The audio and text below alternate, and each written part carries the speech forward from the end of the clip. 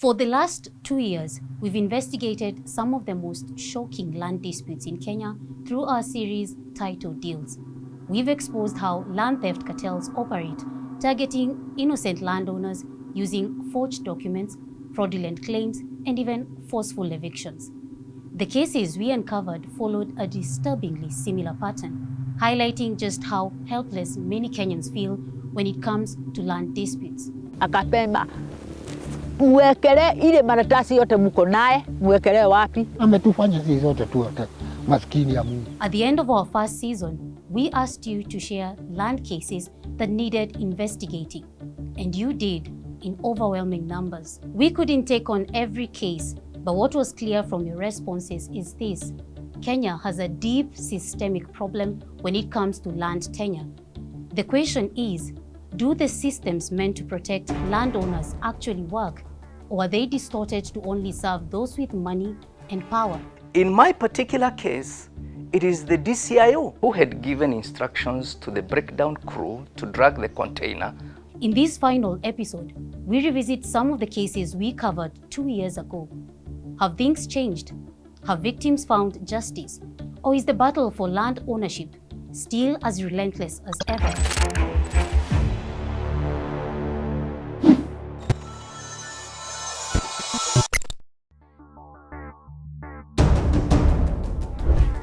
I had 30 goons with an auctioneer named Zachary Baraza who came to my door, broke the side door, entered the house and showed me some letter of eviction. When you're a female, what are you going to do? You have 30 random looking people walking into your house all over the place, and then you can see them with crowbars and pangas, and it's literally shown to you. How intimidated and threatened are you going to feel? I'm not taking off you, I'm taking off the house. More than 2 years ago, this property in Westlands became the center of a highly publicized ownership dispute. Unapiga picha. Kama iko kugopa, then you should be worried. If you don't have anything to worry, then you wouldn't worry. We first covered the story in season 1 of titled Deals, where we exposed the deceit and power struggles behind the attempted takeover.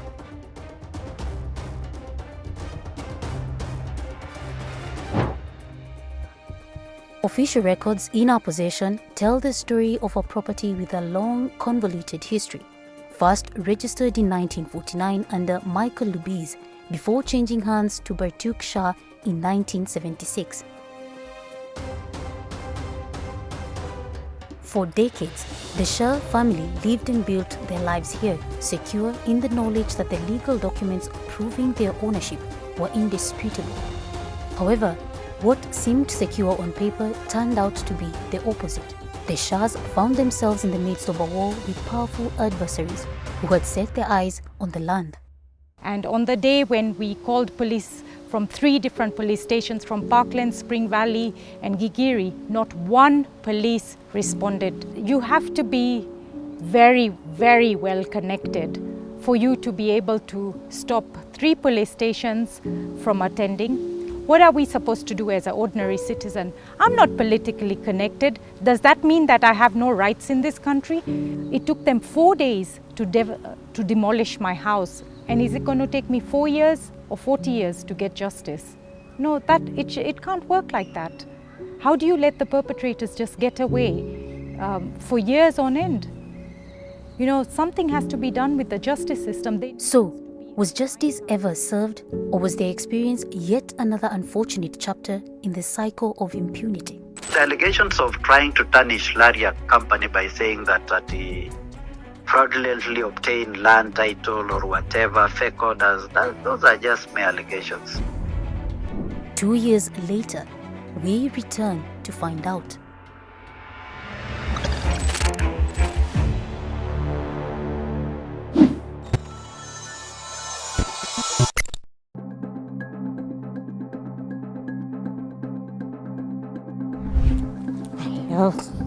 Hello. Hey, Mocha. Hey.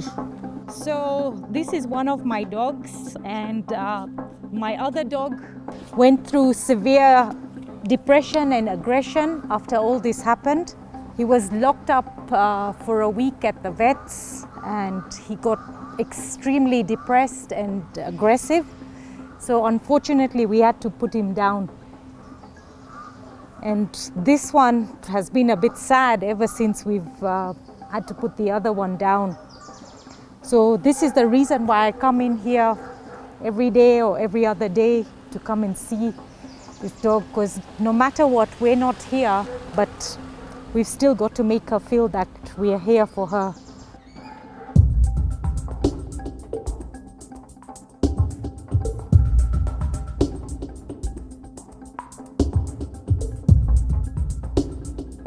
Avani silently walks through the ruins.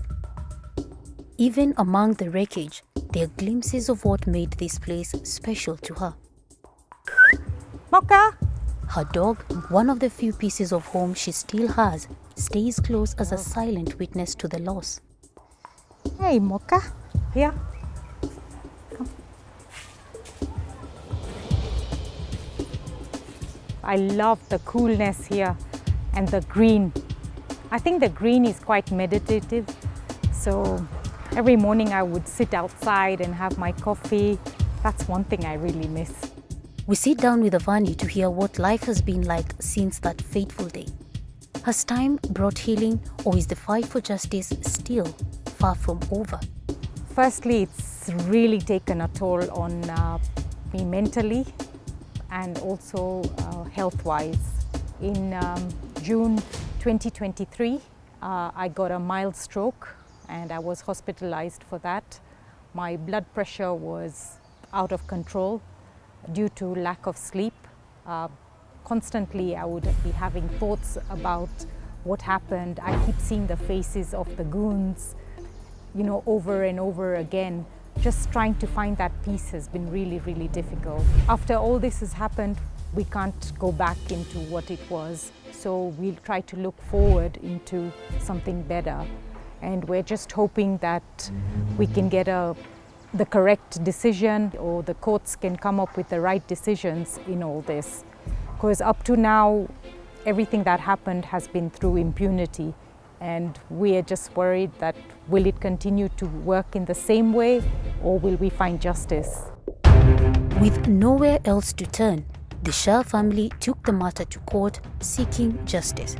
The estate of the late Bartuk Lahamshi Lalji Shah, represented by his widow Mukhtar Batuk Shah, accused Lariak Properties Limited of wrongfully taking over their land, misusing a court order from a completely unrelated case, and causing them significant financial losses. However, Lariak Properties Limited fought back, claiming rightful ownership of the property, stating that they had acquired it and maintained exclusive possession until the Shah estate unlawfully trespassed. They further argued that the Shah family had failed to renew their lease, after which Lariak applied for and was granted a lease. Lariak then countersued, seeking official ownership, an end to what they claimed was trespassing, and compensation for lost income. In May 2023, the Milimani Environment and Land Court delivered a major ruling ordering Lariak Properties Limited to immediately vacate and stop any further interference. The Shah estate was then granted the right to secure the property with police support if necessary. Unwilling to accept defeat, Lariak filed an appeal arguing that the judge had ignored crucial evidence in their favor. However, they have since withdrawn this appeal. With both sides presenting conflicting claims, the dispute had escalated beyond ownership, leading to criminal charges, accusations of fraud, and claims of police intimidation.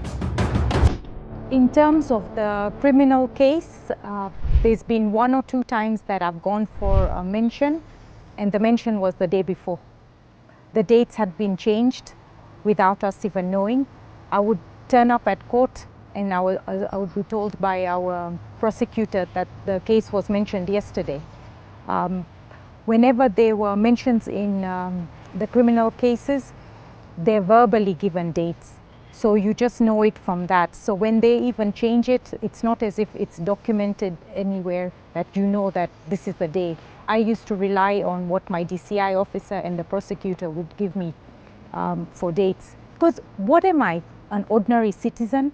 I'm not a lawyer. I don't know how the law works. I don't know what my rights are. I don't know how the procedures are. You know, all of these things, you need to be guided properly. And my officers, they have guided me, but I don't know if it's to the right extent or not. You know, at times, am I supposed to change my entire profession and start reading the law to see what a civilian rights are or not? And that's where I feel we don't, as an ordinary citizen with zero connections in politics or with political people, I feel like, what are my chances? Is this a country where I can get justice being just ordinary?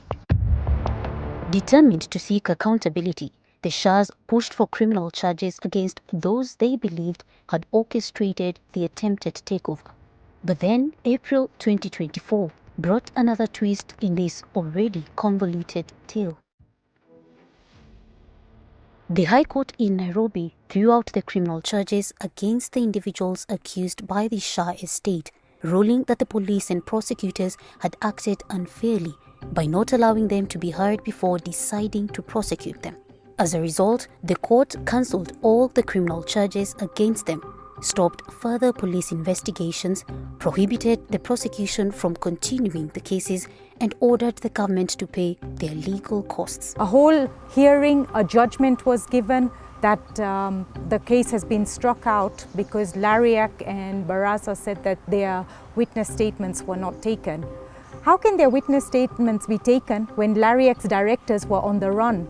2 of them were arrested and 2 have not even been found. So how can they say, if you claim you were innocent, then why would you be hiding?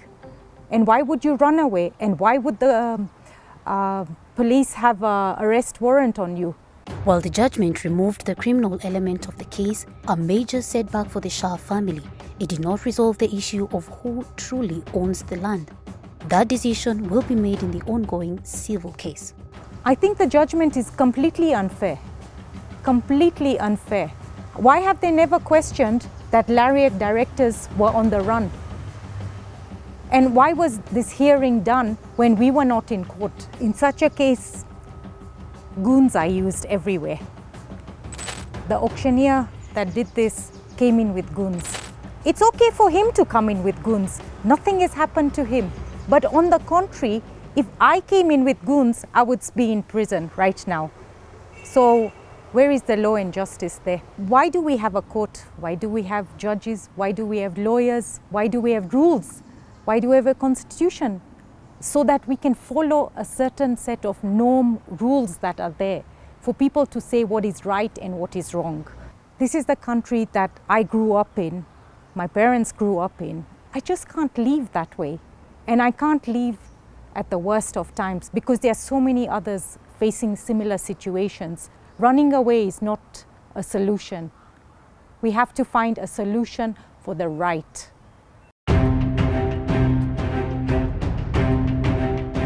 For now, the legal battle continues, and the fate of this prime piece of real estate remains uncertain.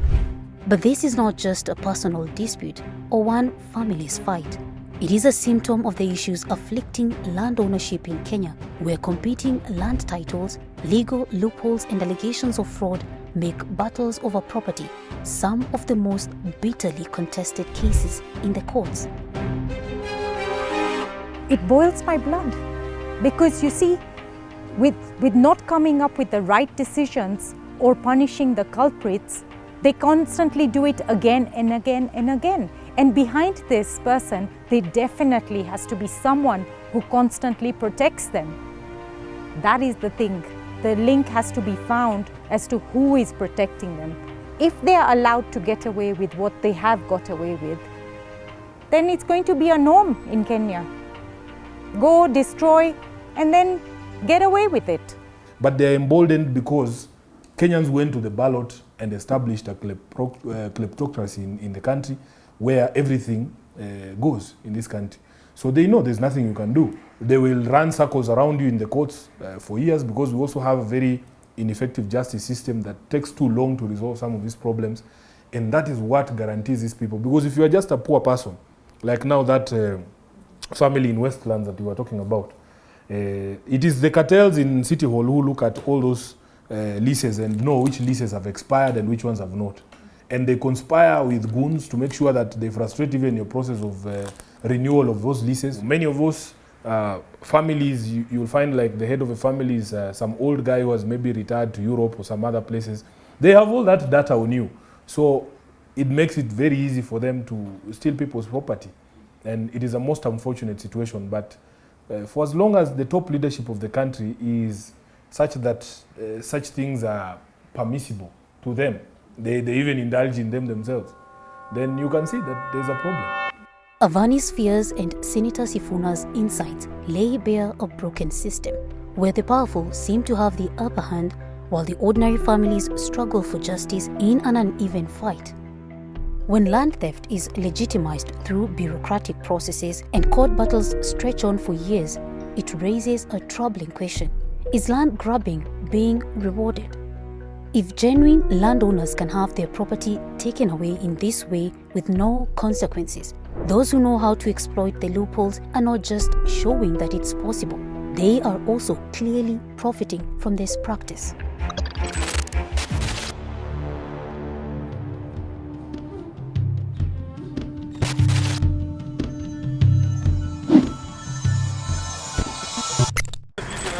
Mimi napiga video bwana. Mimi sipige video, mimi napiga watu wangu. Mimi napiga watu wangu video. Mimi napiga hizi vitu. Sinapiga hizi vitu. Si hizi vitu ni zetu mzee. It was terrible. It looked like fiction. You know, it is like a movie. To me, it looked like a movie, actually. We cannot enter our offices in South B because once we were evicted, they put their own people inside.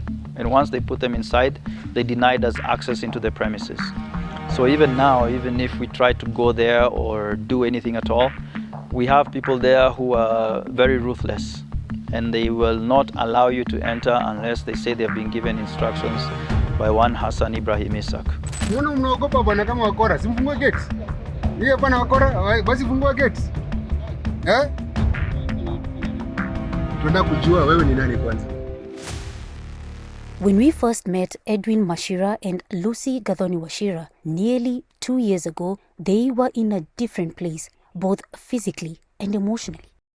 This is where we are currently operating from, due to the circumstances that, befell upon us.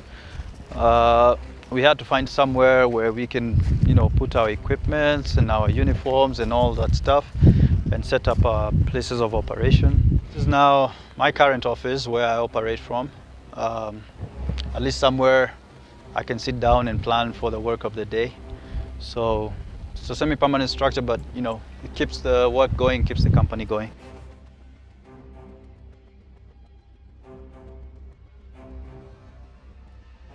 And we still have to continue doing that which we've been doing for the last 25 years, regardless of the circumstances. So for now, it works for now, but we're looking forward to getting back our land and getting back our offices and doing what it is we do best, which is security service delivery. So I look forward to that day coming soon. Left, right, left, right, left, right. At the time, Edwin, the general manager of Everready Security Company, and his mother, Lucy, the managing director, had been forced to relocate their operations from the premises they had operated from for over 25 years in South B in Nairobi County to Syokimau in Machakos County. It's me who bought that house. I know the house. I have owned that house all the years. So it looked like it's a drama. You can't even believe it, it was you. And everybody was traumatized because the people were so wild.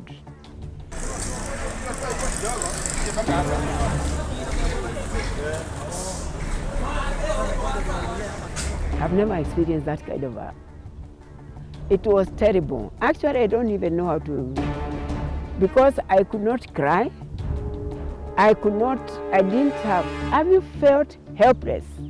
I was so helpless. But I thank God he held my hand, because I think I would have melted away. I would have died.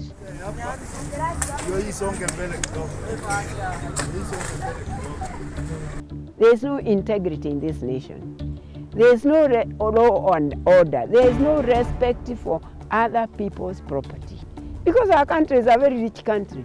Our country is a country you can work hard and achieve. But because of the way the systems are, it becomes very difficult, because they are killing the people who have the spirit to work. They are destroying the lives of Kenyans. They are saying bottom up, but it is not there.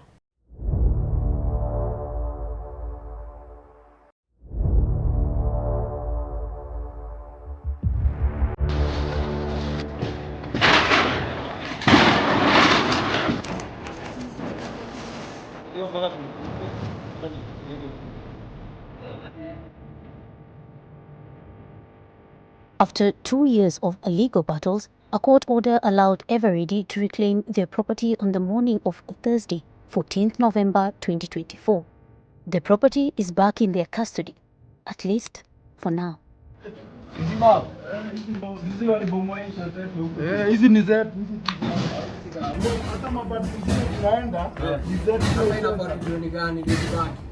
This is our headquarters office, where we used to operate from here from 1999 till 2022, when we were evicted from our premises using some court orders that we didn't understand and know where they came from. And we've been out of this place for 2 years until today, 2024, is when we are back to our premises. Eveready Security Guards Limited went to court arguing that the eviction was unlawful and that the magistrate's court had no jurisdiction over the case. They also argued that the land, valued at 40 million Kenyan shillings, exceeded the 20 million Kenyan shillings limit that the magistrate's courts could handle. On 29 February 2024, the Environment and Land Court agreed, ruling that the magistrate's court lacked jurisdiction and withdrew the case, taking it over. This marked a major turning point in the legal battle. By then, Eveready had already lost access to their land and their offices had been demolished. Seeking justice, they returned to court fighting to reclaim their property and prevent Esteem Energy from making any further changes to the land. Eveready argued that they had owned the land since 1997, long before Esteem's 2022 title, while Esteem defended the eviction as lawful. After reviewing the case, on 31st October 2024, the court ruled in Eveready's favor, declaring the eviction wrongful and ordering their immediate return to the property. It's a very good feeling, like a feeling of joy, triumph, happiness, because there's something that's not right about you being restricted from something that you know is yours. The property is ours, and we were being restricted from entering. So it was a very hard and distraught thing to try and deal with at the time. But now being given access back to our land through the courts and with the escort of the police and also our staff, this was a fully functional office. Like I said, it was our headquarters. So all these doors were here, furniture was here, window frames were all here. This was our parking lot. I mean, it's shocking to see what we found, because it's just a shell of what we used to have. While Edwin sees vindication in the return to the land, this joy is tempered with a deep sense of loss. This moment of victory also carries with it a painful reminder of all they lost. What was once Eveready's head offices is now reduced to ruins. This was our main reception. This is where everybody would walk into our offices, all our staff, customers and everything. So we used to have a reception bench here. Then you'd walk into this. Now was where the receptionist used to be. They used to receive guests here. And then this used to be the managing director's office, just over here. This is what it is right now. No partitions, no walls, everything removed up. Then when you'd walk this way, there used to be an office there, used to be an accounts office, the HR office, administration office.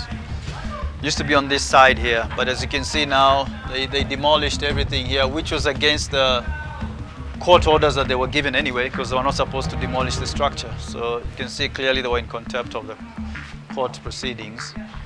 This way used to be my office, so I can show you where my office will be, because it still is. This is where it is. That's how it is right now. A lot of work has been done here since then. Now we are walking into what used to be our boardroom. There was a boardroom here. There was a structure. We used to have all our meetings with our potential clients, customers, directors, shareholders. Now it's no more. It's just an open space. So clearly the people who were here really wanted to demolish the whole premises and just take away what was valuable to us. So it's now an empty shell with rubble everywhere, but we have to rebuild. And we're going to rebuild, so we have to start again where we left off. The weight of this moment is undeniable. Every broken piece a reminder of what had previously stood here. So the rebuilding work starts. If this moment feels heavy for him, what does it mean for his mother, Lucy Wachira? Do you know, I even stopped going around South B because I don't want to see that plot.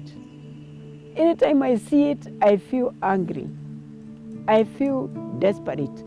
I feel like, in fact, I was saying I don't even want to hear about these readers. What are they for? At over 70 years of age, Lucy had to watch powerlessly as everything she had built was destroyed. A lifetime of sacrifice reduced to nothing in mere hours. However, her resolve remains unshaken. Edwin confirms that she is still a driving force behind the scenes and that she is very much involved in this fight. She's very happy because she's the one who initiated actually the purchase of this land. Back then, like I said, in 1999, she's the one who spearheaded this process. She's the one who has all the documents and all the legal titles. So she knows what she went through to achieve what she did. For someone to come and try to grab that away from her, it must have been one of the hardest things she had to go through. But she's very happy that at least, there's justice being served. At least we're a testament to some justice that is being served in this country. For 2 years now, Edwin and his family were shut out from the land where they built and ran their business for decades. Sasa huyu ndio mwenyewe. Huyu ananyang'anya shamba, huyu ndio mwenye shamba sasa. Today, they have regained control of their property, a sign that justice, though slow, can still be served. And while this marks a victory for them, it is not the final one. The ruling may have opened the gates, but the battle for ownership continues. The ultimate decision of who rightfully owns this land will only be decided when the court delivers its final judgment. So the guys who took over this land illegally, basically I think wanted to demolish our premises and maybe start building something. Well, God willing, we stopped them before they could do that. And it's an empty shell, but you know what? We have to start somewhere. We will rebuild and we will continue operating from here, God willing, and bring back the business to continue from where we had left off. For the public to trust that the various institutions, government institutions, are working for them, it is the results that they see or they feel or they witness. But getting social legitimacy, it's not easy if all there is engineered community engagements, all there is are false promises, and all they can witness is abuse of office by various officials. Land governance is anchored on the rule of law. It's also anchored on political goodwill, and it's anchored on Article 60 of our Constitution, where we've articulated very well what we expect as principles to be followed when dealing with the land. We also need right holders that are informed. There's also need for us to appreciate that blatant disregard of court processes and court rulings should be discouraged. This trust in institutions speaks to a belief that systems should work for the people and not against them.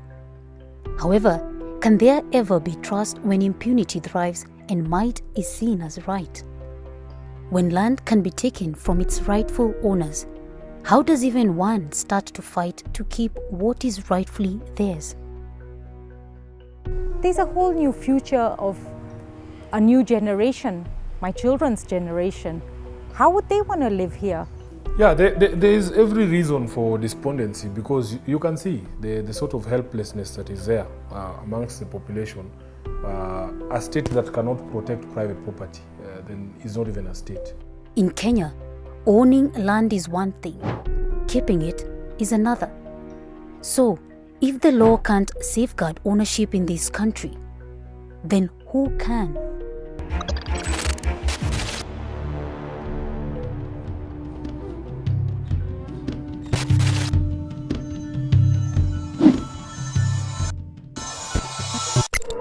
Lands Cabinet Secretary Alice Wahome found herself in unfamiliar territory on Tuesday after she was temporarily detained by goons in a contested parcel of land whose row she had gone to settle. On 5th March 2024, the Lands Cabinet Secretary Alice Wahome arrived at a disputed land in Loresho to enforce a court order granting ownership to businessman Ashok Shah and Hiten Kumar Raja, who were entangled in a legal battle with former PS Davis Nathan Chelongoi.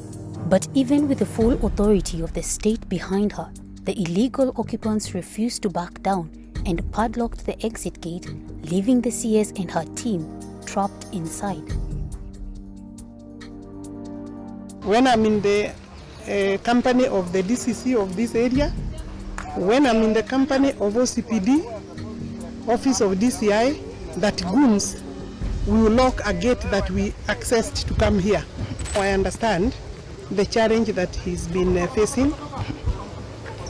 We are not going to tolerate impunity, because whatever is happening here is pure impunity. A moment meant to restore justice instead exposed the inability of those at the highest levels of power to tackle the lawlessness that has gripped the country's land sector. If a government minister escorted by security can be trapped by rogue land occupants, what does that mean for ordinary Kenyans fighting similar battles? Where the CS had to intervene is one of the cases that I can say the privileged are defending the fellow privileged. For a land cartel to operate in Kenya, they need a godfather. Who is the godfather? Who's giving such land cartels the power to have such, to be so daring to lock in a CS in a compound, unless the godfather is very influential in the public sphere. So what we need to understand is, when I talk about land cartels, we need to appreciate that it is not the common right holder who will come off the street to go grab land somewhere, or 60 acres in Karen, for instance. It is a person who had the knowledge, not only had the knowledge, but had the political patronage to do such an act in broad daylight. If you have the leadership from the top who are people with a history of grabbing land, that is what emboldens other land grabbers, because they can see, like, the top guy himself is one of us. That is what emboldens people, So they know that even the president himself is one of them. So it's just a culture now where everything goes. You can imagine, even forgetting that incident, in Nairobi here, somebody had actually grabbed a Tomboya social hall. Everybody knows that this is a public amenity. The complaints from Buruburu about the grabbing of playgrounds and open spaces, they're all over the place. Honorable Senator Edwin Sifuna, he wants to know what is the fate of Tomboya Social Hall. On 27th March 2024, CS Wahome appeared before the Senate to address the controversy over the ownership of the land in Makadara where the Tomboya Social Hall stands. I wanted the CS for Lands, Public Works, Housing and Urban Development to answer the following 3 questions, Mr. Speaker. Number 1, who holds the title deed for the parcel of land on which the Tomboya Social Hall in Makadara constituency, Nairobi City County stands? And could the cabinet secretary indicate the ownership history of the said parcel of land? If you look at the lease agreement for Tom Mboya Social Hall, it had been leased to somebody, and they had been told very clearly that it doesn't matter what you do, the purposes for which this land shall exist forever is for a social hall. For somebody to change that, and that document comes from the Nairobi County government, and by the way, it was sold just a few months to the election of I think 2018, yes, 2017. Just around election time, that is when these things usually happen. The land was originally set aside for public use in June 1957 under the Ministry of Public Works with the intent of developing a community hall. In 1967, it was leased to KANU for 3 years, but under strict conditions.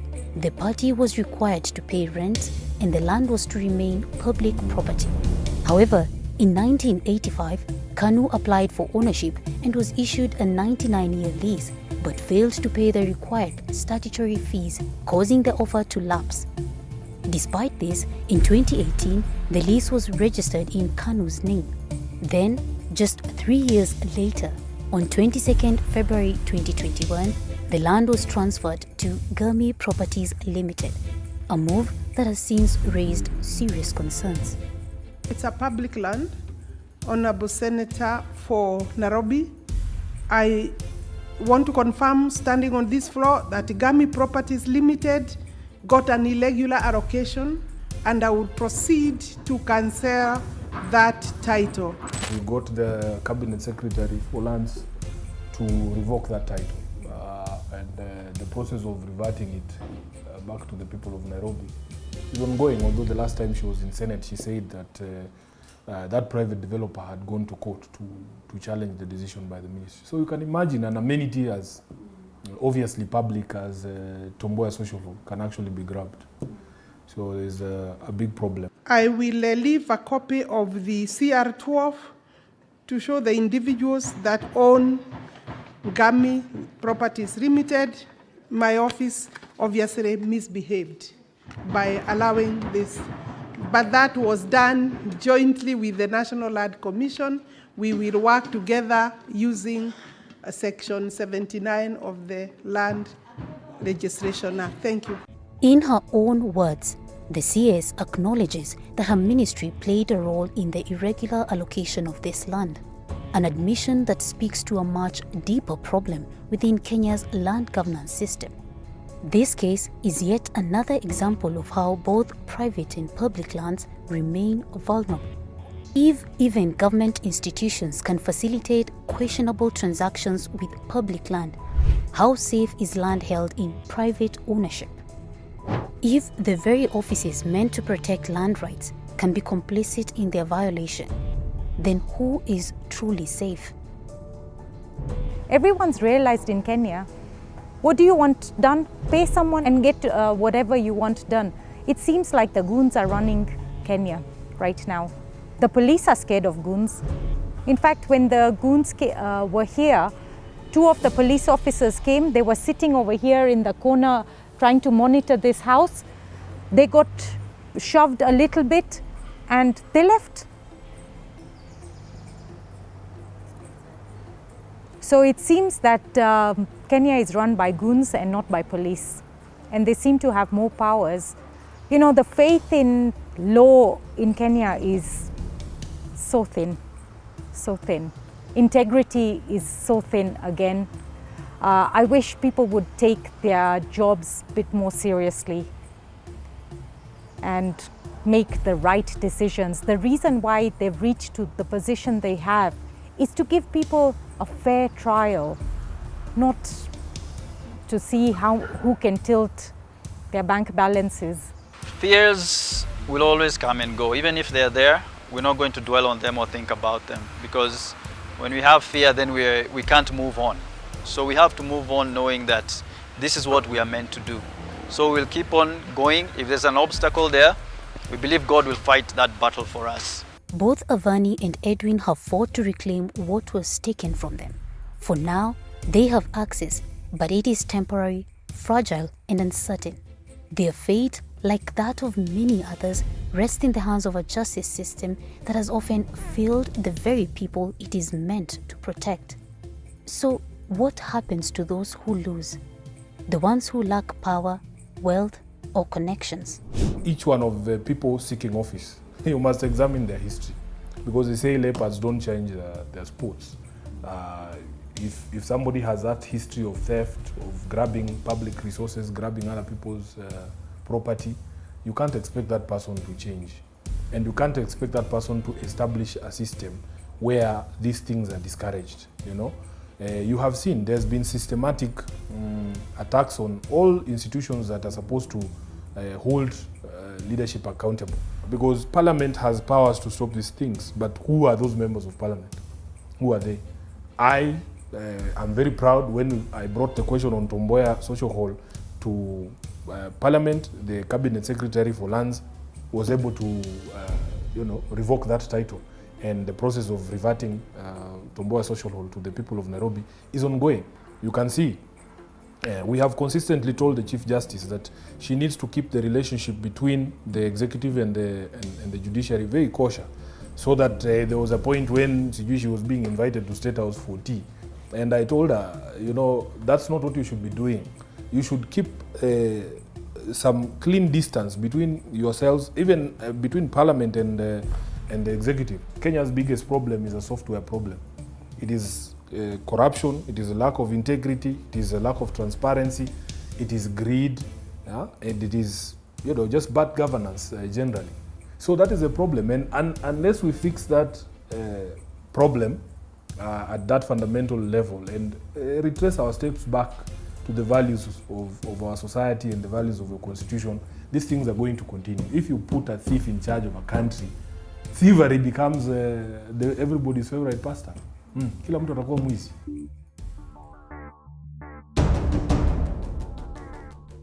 One moment, you have a foundation for everything you've built, and the next, all this can be reduced to nothing. Families displaced, businesses destroyed, and generations robbed of their future. The plans are to come back here fully, continue with where we left off, because we can't let someone come from out of the blue and take away your dreams. The case is not completely done.